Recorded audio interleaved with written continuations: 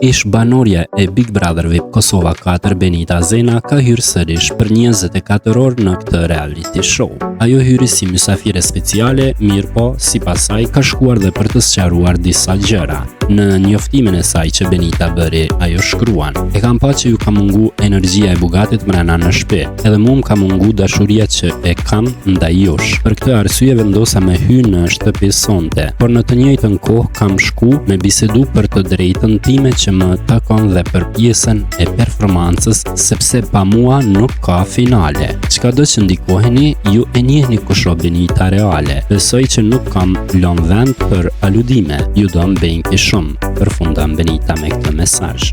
Sipas shkrimit të Benitës, kuptojmë se ajo ka shkuar jo vetëm për të qëndruar 24 orë në këtë reality show si mysafire speciale, por ka shkuar edhe që të flasë për të drejtat e saj që janë mohuar, dhe që thuhet se ka dalë nga shtëpia jo me votat e publikut, por shkaku që dikush nga produksioni i ka premtuar hygyrtës që do ta çojnë në finale, dhe për këtë shkak Benita ka dalë nga ky reality show.